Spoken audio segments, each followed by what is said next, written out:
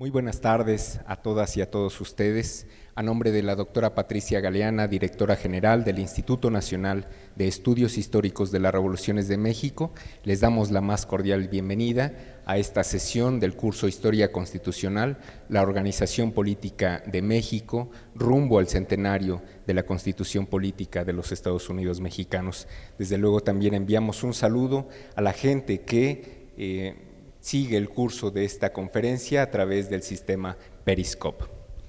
En esta ocasión tenemos como invitado especial al doctor Salvador Valencia Carmona. Haré lectura de su síntesis curricular para que ustedes tengan la perspectiva del conferencista que nos acompaña el día de hoy. El doctor Salvador Valencia Carmona es licenciado en Derecho por la Universidad Veracruzana y doctor en Derecho por la Universidad Nacional Autónoma de México. Ha realizado estudios de especialización sobre la Comunidad Económica Europea por la Universidad Libre de Bruselas en Bélgica. En la actualidad es investigador del Instituto de Investigaciones Jurídicas de la UNAM y forma parte del Sistema Nacional de Investigadores de CONACYT.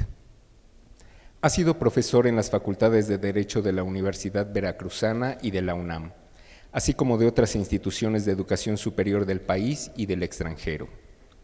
También se ha desempeñado como rector de la Universidad Veracruzana, como presidente municipal de Jalapa y como diputado federal en 2 ocasiones. Es miembro de la Sociedad Mexicana de Geografía y Estadística, miembro del primer Consejo de la Comisión Nacional de Derechos Humanos, integrante de claustro de doctores en Derecho por la Facultad de Derecho de la UNAM.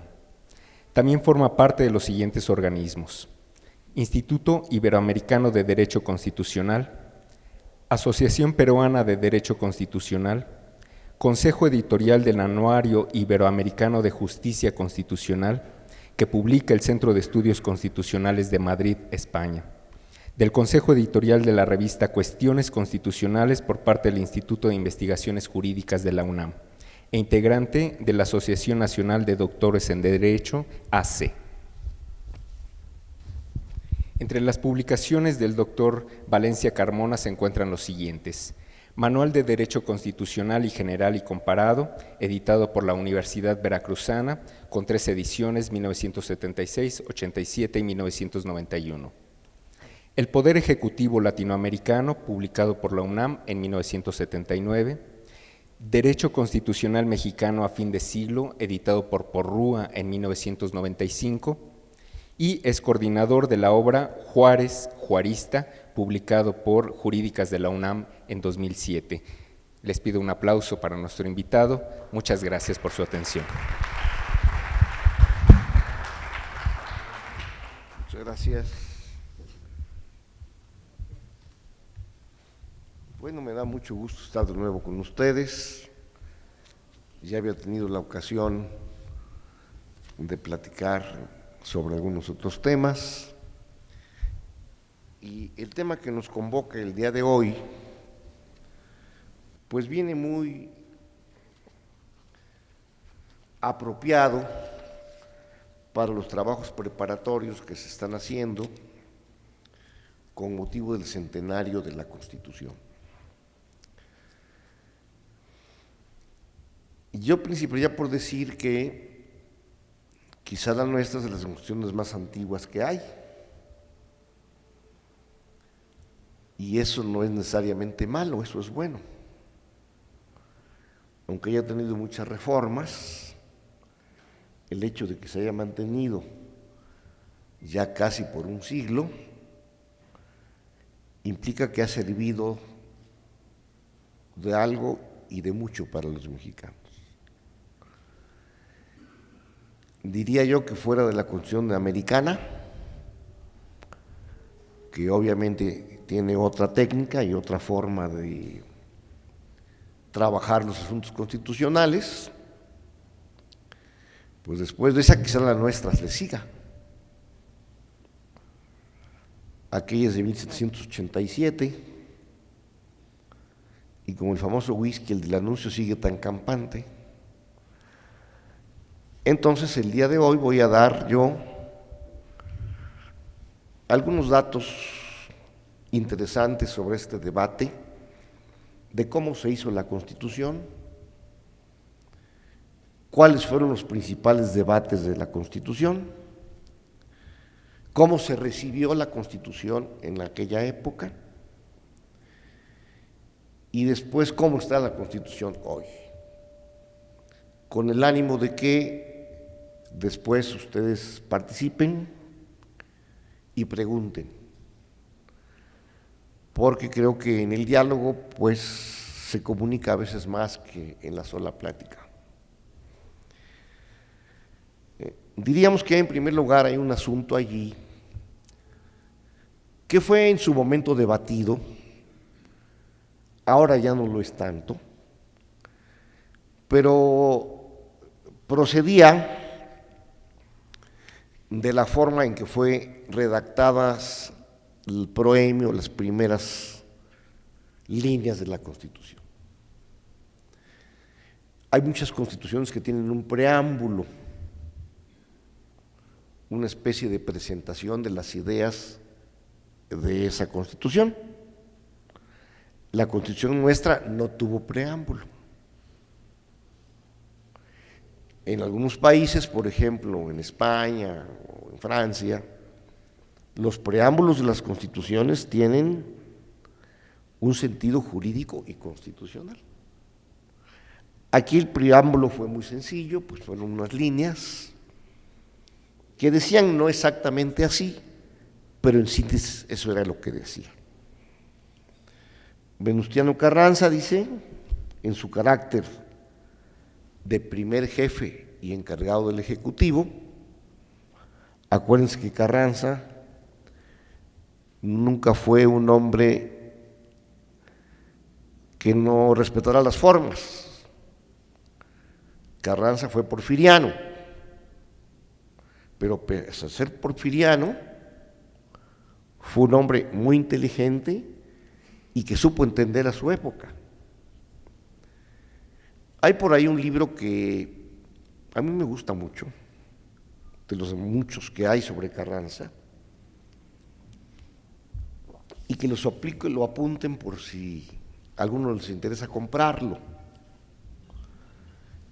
Es de un escritor que no escribió muchos libros, pero los que escribió los escribió muy bien. Dirigió por muchos años la página cultural de algunos periódicos. Y este escritor se llamó Fernando Benítez. Fernando Benítez tiene un libro que titula El Rey Viejo.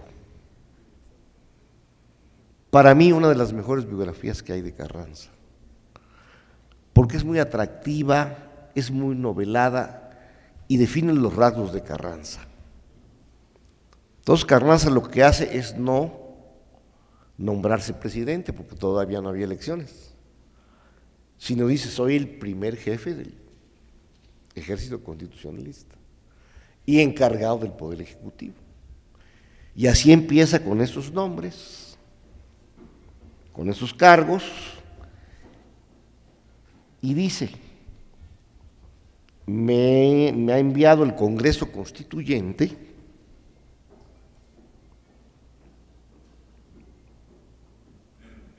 un documento que se llama Constitución Política de los Estados Unidos Mexicanos, que reforma la Constitución de 5 de febrero de 1857.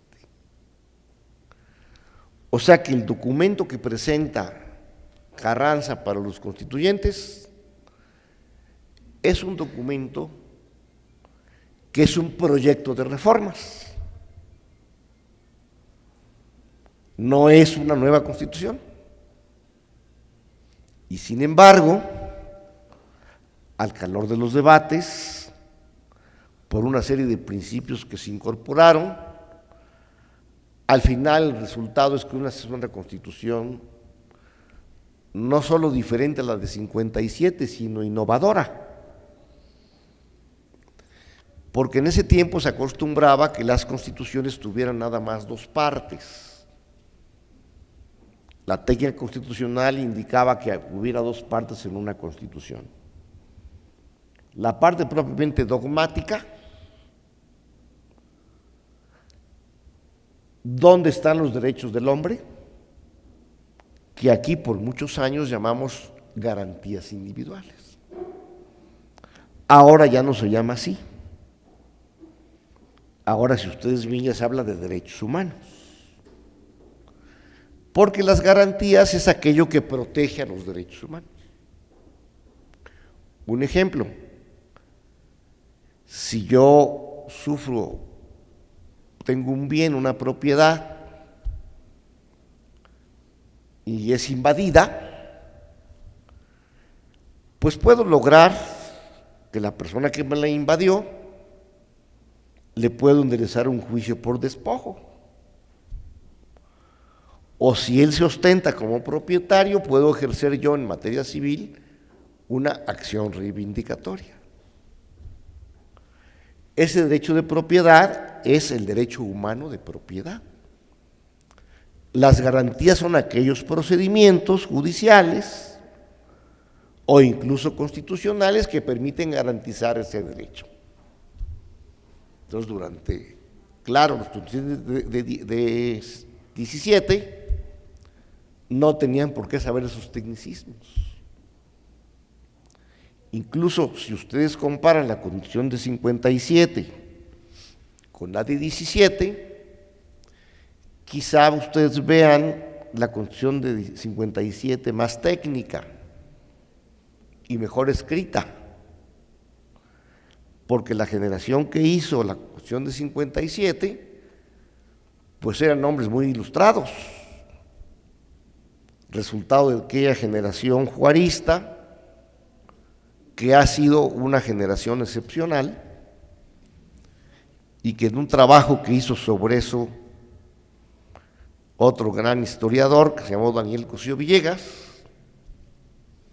decía que aquellos hombres parecían gigantes, porque efectivamente había una serie de personajes allí, algunos de los cuales aparecen aquí en estos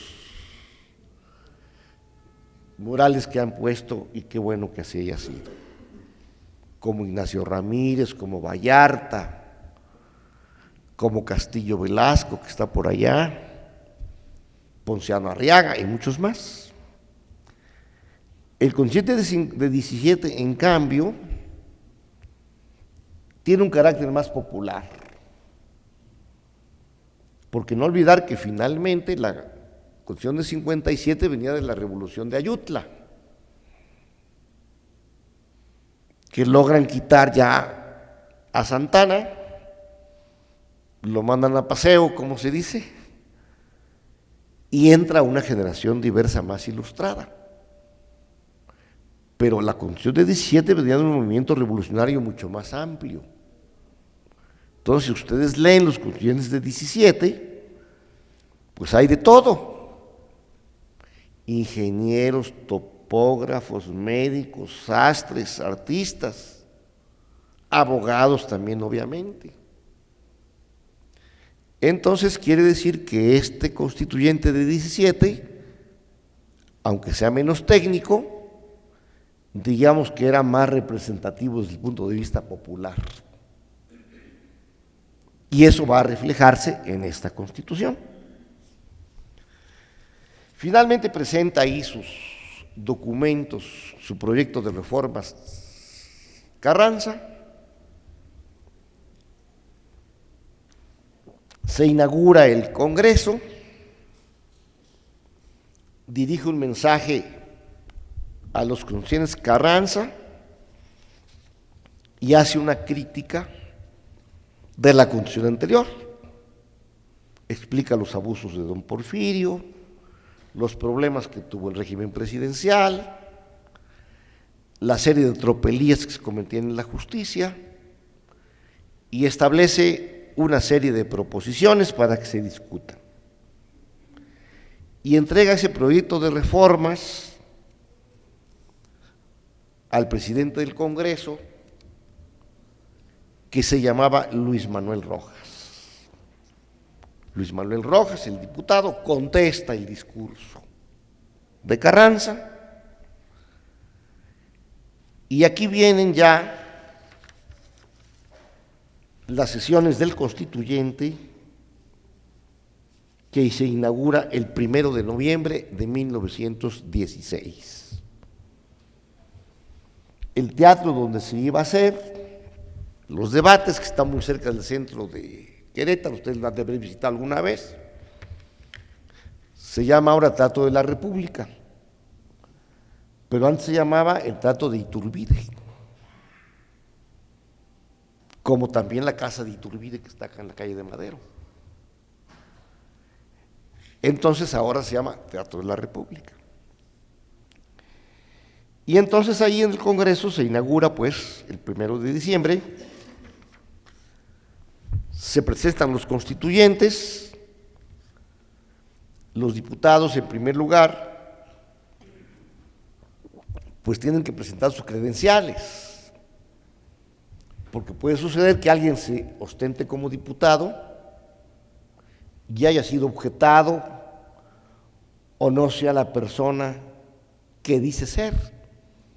Entonces hay que revisar sus papeles para ver si la credencial que tienen es válida. Esto sucede actualmente, pero se ha vuelto mucho más alambicado, porque ahora interviene ya toda una serie de pasos y de procesos que pueden llevar desde la mesa de casillas donde se va a votar hasta el Tribunal Electoral de la Federación. Hemos logrado construir nosotros un sistema electoral que cuesta muy caro, que es demasiado dinero y que siempre tiene defectos, porque siempre encuentran los partidos y los políticos la manera de ir encontrando nuevos giros a la ley para poder violar o la propaganda o el asunto de los subsidios o el dinero que reciben los candidatos. Y ese es un problema, pues no solo de México, es un problema mundial. Seguramente se han enterado ustedes de que, por ejemplo, en Italia, pues muchos de los partidos han tenido problemas a la hora de explicar los fondos. En España, por lo consiguiente, alguna vez en Alemania. En Estados Unidos, imagínense ustedes, y ahora la van a ver ahora en estos meses, lo que cuesta una campaña presidencial. Que tenga que ir el candidato, por ejemplo, de Nueva York a Los Ángeles, lo que se gasta en aviones, en hoteles, en edecanes, en medios de difusión. Entonces, ¿quiénes pagan? Pues toda una serie de empresas, de monopolios, de grandes corporaciones y de muchos particulares y de muchos millonarios. Entonces, para hacer una campaña de ese tipo, pues se requiere mucho dinero.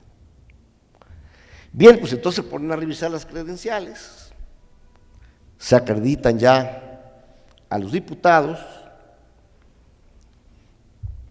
y aquí quizá con una figura de una novela que a mí me parece extraordinaria, a lo mejor ya la leyeron, si no la leyeron, apúntenla. Es una biografía de José Fouché, escrito por Stefan Zweig. José Fouché, Stefan Zweig. Y él explica cómo se distribuye la Asamblea Francesa Revolucionaria. En la parte alta pues estaban los montañeses o jacobinos, los radicales. En la parte baja del edificio los girondinos, los de la llanura. Y en medio, unos que no estaban ni en la llanura ni en la montaña. Dice, esos están en el pantano. Siempre hay personas allí que pues adoptan una actitud intermedia. Así pasó también aquí. Aquí los diputados se dividieron en dos grupos. Un grupo que se llamó Grupo Renovador, que eran básicamente los más cercanos a Venustiano Carranza. Y otro grupo más radical, que quería que las reformas no se quedaran solo en el proyecto que había presentado Carranza, sino querían que se fuera mucho más allá y recoger una serie de cuestiones sociales que debían estar en la Constitución y que eran muy cercanos a un general muy famoso que después fue presidente y casi pudo convertirse en otro Porfirio Díaz, que se llamó Álvaro Obregón, que ya había logrado reelegirse, pero que finalmente, ustedes saben, que aquí cerquita en la Bombilla, como dice el corrido, ahí estaba la puntilla que le dieron a Obregón, en aquel famoso corrido de traiciones políticas, que si no lo han oído, óiganlo porque es muy bueno. Bien,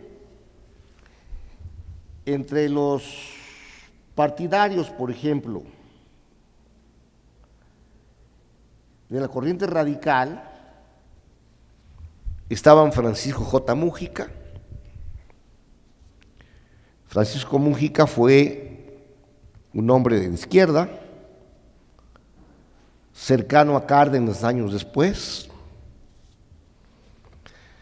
Cuando Cárdenas se iba del poder era casi el favorito para sucederlo,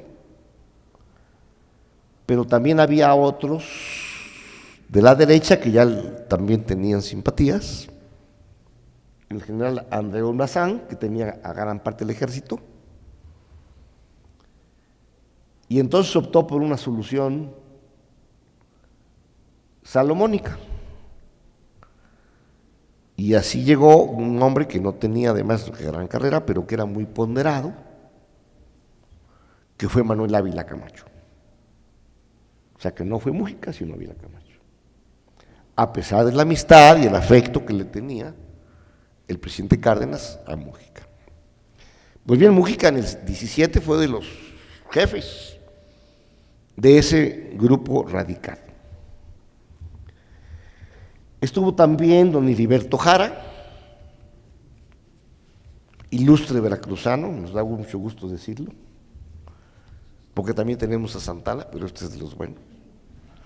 Entonces, Heriberto Jara es un personaje muy interesante, nace en Nogales, esa región de Veracruz está conurbada, quienes hayan conocido por allí. Está Orizaba, sigue allí Nogales y sigue Ciudad Mendoza. Está todo ya ahora conurbado. Él nace en Nogales y después viene a Pachuca a estudiar en una academia y se convierte en tenedor de libros.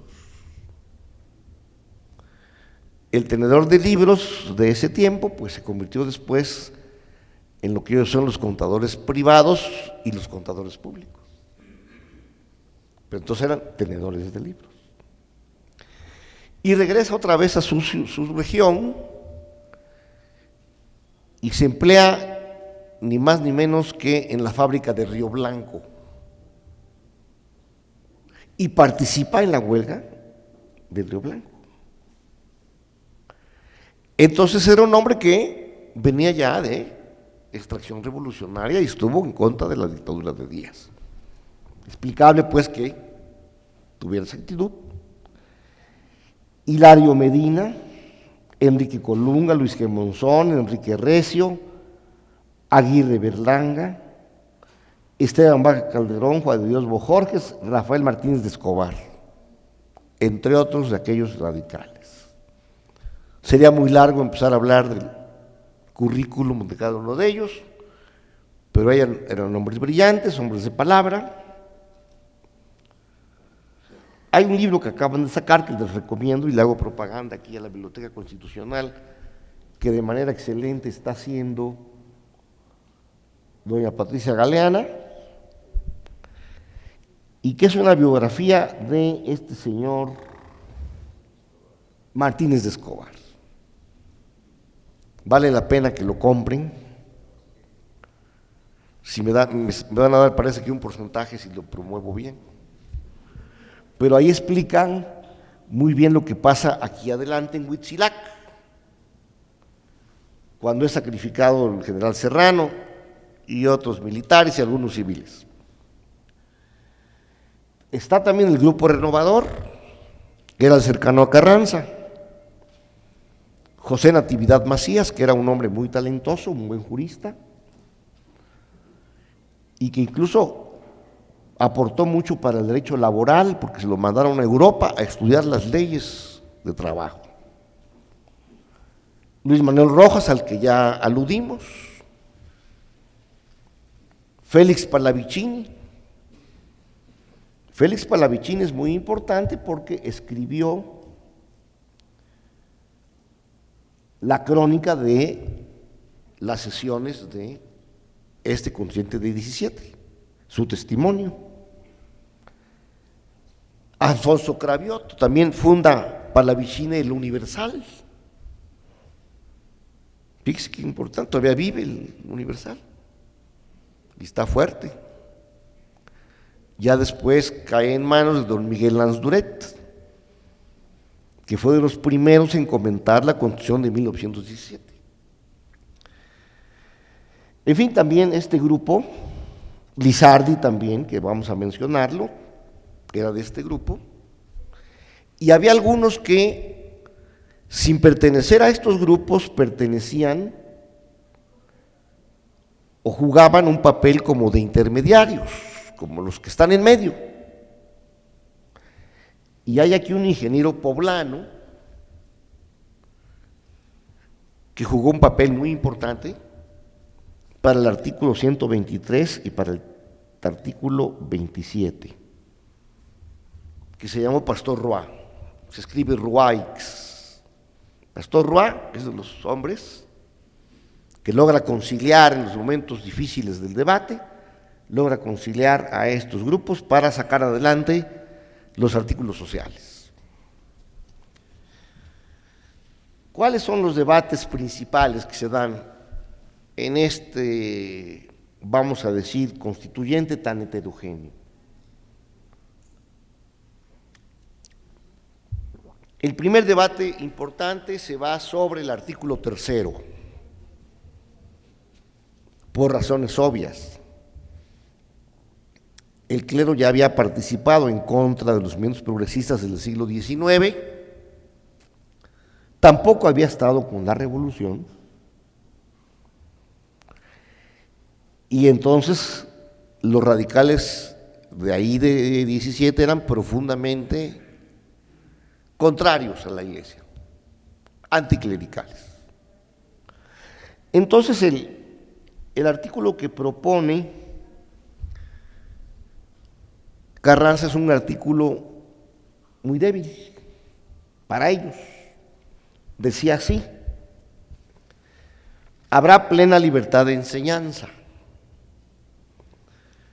pero será laica la que se dé en los establecimientos oficiales de educación y gratuita la enseñanza primaria, superior y elemental que se imparta en los mismos establecimientos. ¿Por qué? Porque en la Constitución de 57 había dicho que la enseñanza era libre.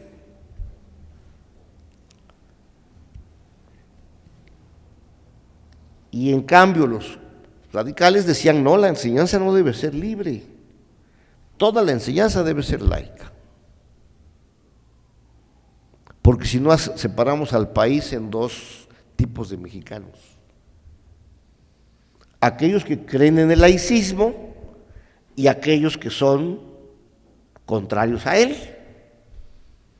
Y si no establecemos una igualdad educativa, una igualdad de educación para todos, México va a ser un país de disensiones y de problemas y de conflictos. Y hay otro punto aquí que quiero recordar, que esto mismo, curiosamente, la postura radical, y es una cuestión que como la historia no todo es negro y blanco. A fines del siglo XIX se produce una gran revolución pedagógica que aboga por la educación a cargo del Estado, de carácter laico y gratuito. Y son los ministros porfirianos de educación los que empujan esta tesis. Varios de ellos ilustrísimos, pero quizá los mejores fueron Joaquín Baranda y Justo Sierra, que convocan a todos los maestros del país, hacen una serie de congresos pedagógicos nacionales e indican cómo debe ser la enseñanza primaria, secundaria, de bachillerato y profesional. Y ese modelo que es perfilado ahora, en ese tiempo, es el que pervive hasta el siglo XXI, con algunas abolladuras,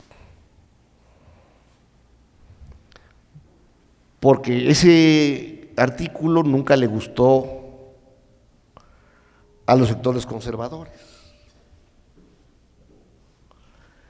Entonces ustedes saben que hubo alguna reforma producida fundamentalmente en el régimen de Salinas,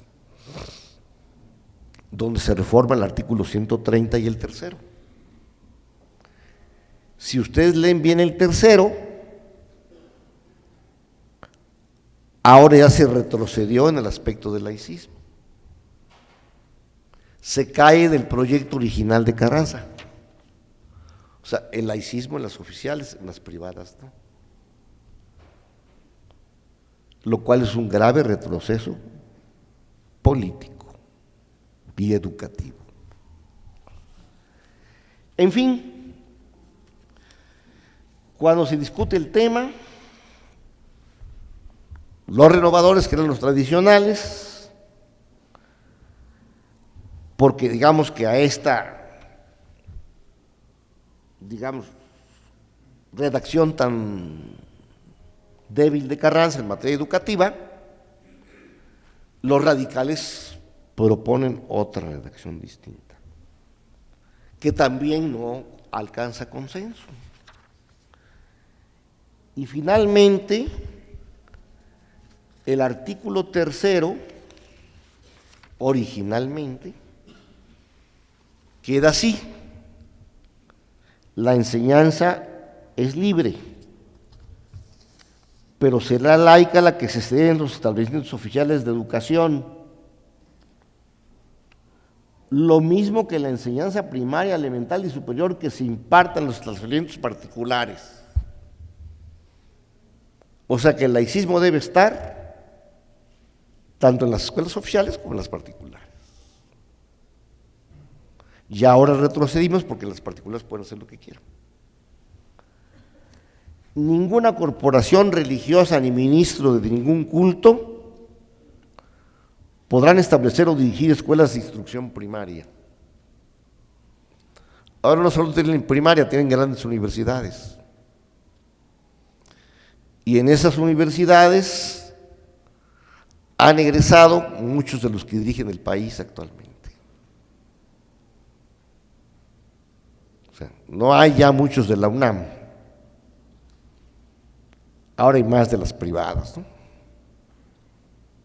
Del ITAM, de la Panamericana, de la Ibero y otros lugares similares. Por eso, fíjense qué importante es el espíritu que tuvieron los estudiantes de 17, qué visionarios, porque efectivamente no aprecia igual la educación aquel que se crea en una educación liberal y progresista que aquel que proviene de una educación confesional. Y así lo veían ellos. Entonces es cuestión de ver que ha habido progresos, obviamente, pero también retrocesos como este, a mi juicio. Las escuelas primarias particulares solo podrán establecerse sujetándose a vigilancia oficial. En los establecimientos oficiales se impartirá gratuitamente la enseñanza primaria.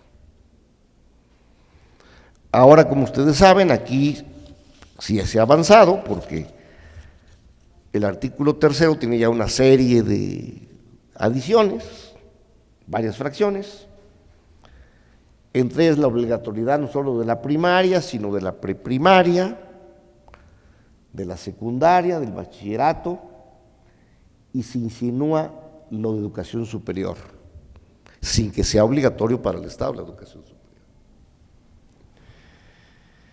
Entonces, cuando se debate este artículo, que por cierto es la única vez que estuvo Carranza en el Congreso, cuando se debatía aquel artículo 3, estuvo ahí y ha de haber dicho aquel viejo, el rey viejo, dijo, no, pues mejor no regreso. Ahí que sí, entiendan ellos, fue la única sesión a la que estuvo Carranza, ya no regresó al Congreso Constituyente. Se esperó a que le entregaran el documento final.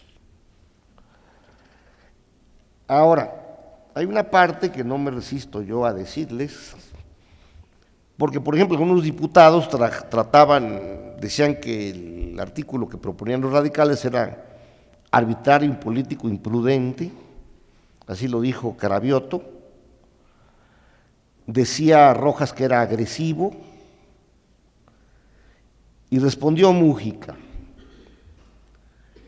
si dejamos la libertad de enseñanza absoluta para que tome participación en el clero con sus ideas rancias y retrospectivas, no formaremos generaciones nuevas de hombres intelectuales y sensatos, sino que nuestros postreros recibirán de nosotros la herencia del fanatismo, de principios insanos, y surgirán más tarde otras contiendas que ensangrentarán de nuevo a la patria, que la arruinarán y que quizá la llevarán a la pérdida total de su nacionalidad.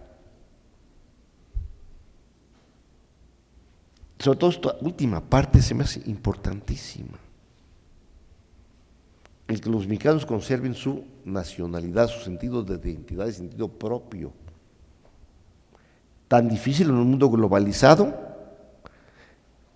y ante la influencia constante del imperialismo que está aquí junto, y de los medios de difusión y la televisión y todo lo que ustedes saben. Bueno, finalmente pasa el artículo, como ustedes lo leyeron, un artículo fuerte. El segundo debate que vale detenerse muy rápidamente es el debate sobre el trabajo. Lo que proponía Carranza era simplemente decir que habría libertad de trabajo y que nadie debería ser constreñido, digamos, a prestar el trabajo de manera forzosa, etcétera, hasta allí. Entonces, como había ya varios diputados obreros, pues aquello les pareció pues que no era suficiente. Y entonces empiezan a decir, bueno, hay que poner ahí también pues cuál es el límite de la jornada de trabajo, cuáles son las prestaciones, qué tipo de contrato le vamos a dar a los obreros, cómo podemos hacer que las mujeres y los niños no sean lastimados en el trabajo y se les ofrezca un trato discriminatorio y otros temas, el descanso obligatorio. Entonces, y ya se dividió la asamblea, unos querían que se quedara nada más así, con esos principios, y otros dicen, no, hay que meterlo en la Constitución.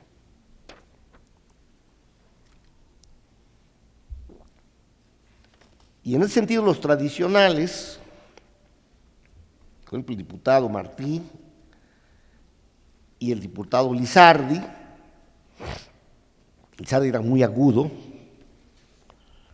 dijo que poner en el artículo a la limitación de la jornada máxima de trabajo en el artículo 5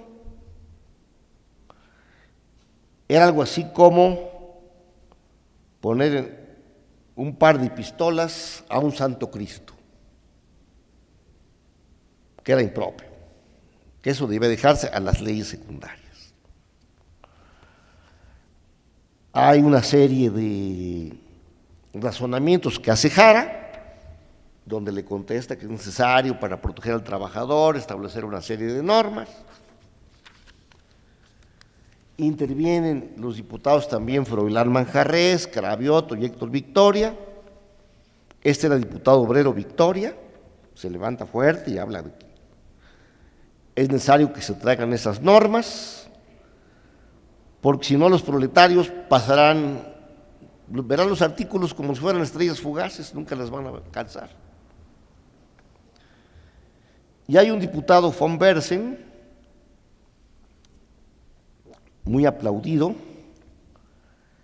que dijo más o menos esto, dice, si es preciso para garantizar las libertades del pueblo y de los trabajadores, que ese santo Cristo tenga polainas y 30-30, que así sea. Entonces, finalmente se discute que, aparte del artículo 5, se va a hacer otro artículo especial para la cuestión laboral. Y nace así el 123. Algo similar se produjo con el artículo 27. El artículo 27 también fue muy extenso. Recuerdan ustedes que en el artículo 27 pues se habla de que las tierras y las aguas y todos los bienes pertenecen a la nación, que la, digamos, propiedad social y privada será lo que el Estado y la nación indiquen, las limitaciones y modalidades que tengan. El asunto de los hidrocarburos, el asunto de los ríos, de todo se regula ahí en el asunto de la tierra, que era fundamental. Y entonces muchos decían, bueno, los diputados tradicionales, no, ¿para qué vamos a poner todo eso?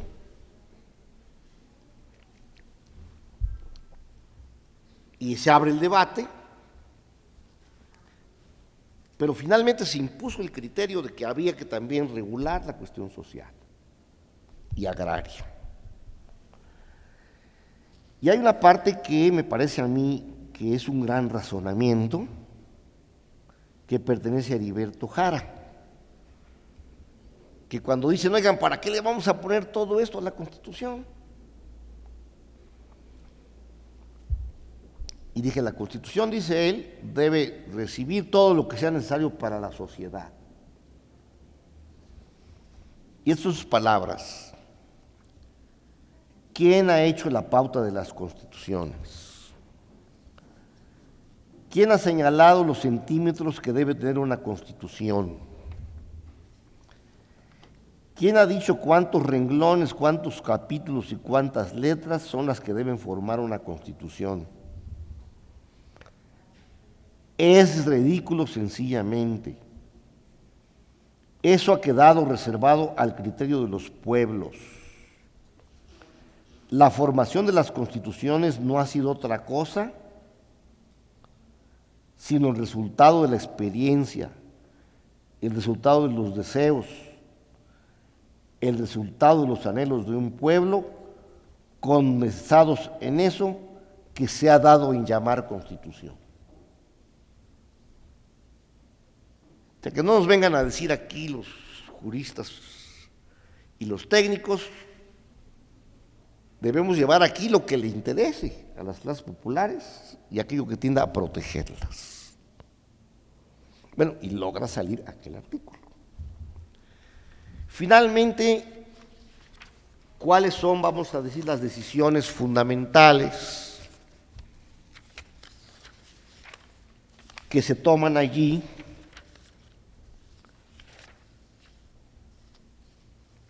En aquel Congreso. Bueno, pues obviamente se ratifican algunos de los principios que ya estaban en el código anterior, que es la soberanía popular, el régimen presidencial, el asunto de la forma federal, pero también se agregan cosas nuevas.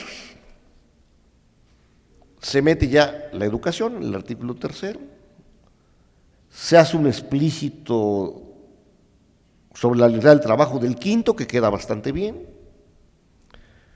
El 24 se convierte en un artículo fundamental para el asunto religioso. El 27 obviamente le da un giro social al asunto. El 123 recoge todas las aspiraciones obreras. En el 130 se norman las relaciones del Estado y la Iglesia. Y en el 115 se recoge el municipio, del que no se había dicho una palabra en 57. Y que era un reclamo de todos los revolucionarios. Como ustedes ven, esta Constitución avanza en muy notables direcciones y, por si fuera poco, también le da su remozada al juicio de amparo y le da un gran impulso en el artículo 103 y 107. O sea que comparada la Constitución de 17 con la de 57, encontramos pues ya una serie de vertientes sociales, jurídicas, constitucionales, jurisdiccionales, que le dan un sello diferente y que la hacen ser una de las grandes constituciones del siglo XX. ¿Qué ha pasado con ella? Bueno, ustedes lo saben, ha tenido muchas reformas y es difícil saber decir cuántas son, porque depende del criterio que se adopte. Si vemos cada artículo, cada coma, cada punto y coma, pues nos dan más de 1000. Si adoptamos un criterio de cuántos decretos ha habido, hasta el momento ha habido 227 decretos, que implican, digamos, reformas regulares, cerca de 618, vamos a decir, que es más o menos el término que se toma como consenso, sin que quiere decir que esto sea pacífico, depende del punto de vista. ¿Que hemos avanzado? Sí, en muchos aspectos. No todas las reformas han sido provechosas, ha habido reformas inconvenientes, ha habido inútiles, otras meramente gramaticales que no tenía sentido ni hacerlas. Pero ha habido también algunas que pues han significado un progreso, un avance, un adelanto, una actualización de la Constitución. Por ejemplo, hemos avanzado en los derechos humanos, la propia creación de la Comisión de Derechos Humanos fue un avance, y las comisiones estatales, el juicio de amparo colectivo, el nuevo paradigma de los derechos humanos, la nueva interpretación de introducir todos los convenios internacionales ahora, que antes ni cuenta se tomaban. El sistema electoral también ha tenido su remozada, pero la va a seguir teniendo. El asunto del presupuesto, el control del gasto público, se han hecho avances, no los suficientes. Está pendiente el sistema nacional anticorrupción, que es uno de los principales problemas del país. Se ha hablado también de, la creación de los tribunales agrarios. A la Corte se le echó, la mano, se le redujo para hacerlo más un tribunal constitucional. Yo creo que el funcionamiento de la Corte para mí no es lo suficientemente eficiente, ni la forma de nombrar a los ministros ni los magistrados. Ha habido verdaderos escándalos, porque dejar la responsabilidad en el Ejecutivo para seleccionar a los ministros es demasiada responsabilidad, como también lo es dejarlo nada más en manos de los senadores. El proceso debe ser más abierto, porque entonces se tiende a que lleguen los cuates. Y eso que sucede a nivel federal sucede en los estados de manera escandalosa. Llegan verdaderas asémilas, con perdón de las asémilas, a ser magistrados en los tribunales locales y federales y la Corte. Porque ese proceso necesita depurarse, hay que abrirlo. Se gasta mucho en el Poder Judicial Federal, pero en los poderes judiciales locales están en condiciones realmente angustiosas, no tanto los magistrados. Me refiero a las primeras escalas, al trabajo que hacen los escribientes, que hacen los secretarios, que hacen los jueces de primera instancia. Ahí está el problema, porque ahí es donde se resuelven la mayoría de los asuntos. Ya para que la gente lleve un asunto en apelación al tribunal, llevarlo a un tribunal, a un juzgado de distrito y a un colegiado, y ni soñar de ir a la Corte. Quien tiene para hacerlo, pues es que tiene grandes recursos. Entonces todo esto habla pues de que se han hecho avances, ha habido un debate pues que todavía no está muerto. Muchos dicen, hay que expedir otra constitución, vamos a hacerla muy bonita, que tenga flores, bien adornada, técnica. Otros dicen, mejor reformémosla con inteligencia, sea gradual o integralmente.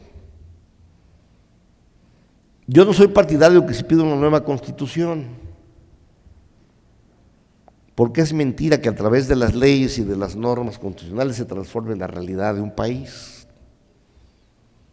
sino muchas veces en la aplicación de la ley está la clave, en la vigilancia del comportamiento de los funcionarios,